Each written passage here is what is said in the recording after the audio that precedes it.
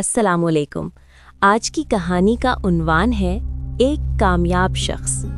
वो शख्स जो पूरी जिंदगी अपने लिए नहीं जिया बल्कि अपनी औलाद के लिए जीता रहा। बचपन से लेके जवानी तक वो तालीम तो हासिल नहीं कर सका, लेकिन उसका ख्वाब था कि मैं एक पढ़ा लिखा इंसान बनूं। हालातों की वजह से या वसाइल कम होने की वजह से वो पढ़ नहीं सका, लेकिन वो एक मेहनती शख्स जरूर बन गया। वैसे तो वो एक टांग से भी माजूर है और एक बाजू से भी माजूर है, लेकिन इन दोनों कमजोरी की वजह से अपने आप को कमतर ना समझा, बल्कि मेहनत, खुलूस, चाहत और शौक से लगा रहा। ये कहानी है उस नौजवान की जो माजूरी के बावजूद ना हिम्मत कभी हारा, ना अपनी माजूरी को नाकामी का जरिया बनाया, बल्कि हमेशा अपने हाथों से कमाना सबसे बड़ी तरजीह समझता रहा। वो 7 भाई थे, जिसमें वो 5वें नंबर पर आता है। बचपना इतना जल्दी गुजरा कि जवान हो गया, शादी हो गई, बच्चे हो गए। अब बच्चों की कफालत करना इंतहाई मुश्किल हो रहा था। एक तो माजूरी, दूसरा गुर्बत और तीसरा किसी का सहारा नहीं।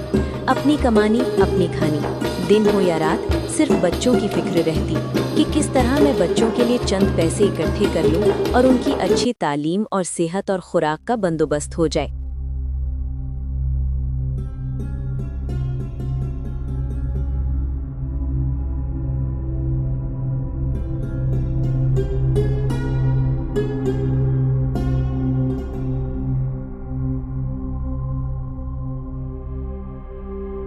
बीवी भी इतनी नेक मिली कि उसने कभी साथ नहीं छोड़ा। गुर्बत हो या तंगदस्ती, परेशानी हो या माजूरी, बीमारी आ जाए या गुर्बत, हर हाल में साथ दिया। वो कुछ कर तो नहीं सकती थी, हाथ तो नहीं बटा सकती थी, लेकिन दोनों हाथ उठाकर दुआ कर सकती थी। इतनी सादा और नेक औरत के इसके बारे में ये मशहूर था कि इतनी सादगी वाली और घरेलू औरत है, अगर उसे घर के बाहर दूसरी या तीसरी गली में अकेला छोड़ दिया जाए और उसे बोले कि घर आ जाओ, तो उसको घर आने का रास्ता भी मालूम नहीं रहता। यानी वो इतनी घरेलू औरत थी कि अकेले कभी बाजार तक नहीं गई। जो कुछ भी चाहिए होता अपने शौहर से कह देती, शौहर अपनी मर्जी से लाकर दे देता है और वो खुशी खुशी इसको कबूल कर लेती।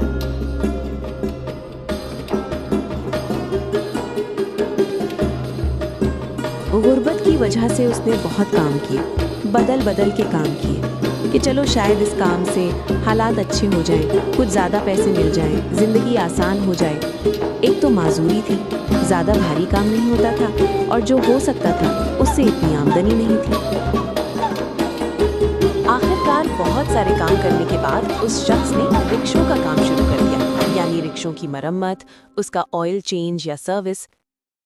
फैसलाबाद की मशहूर जगह माल रोड पर एक फुटपाथ पर छोटा सा सेटअप बना लिया, जिसमें एक संदूक और उसके अंदर उसके काम वाले औजार होते थे।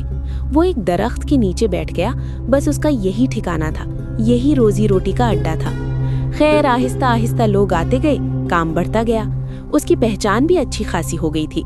रिक्शा ड्राइवर हजरात दूर दूर से उसके पास काम करवाने आते। वो सुबह काम पर जाता और रात गए वापस आता।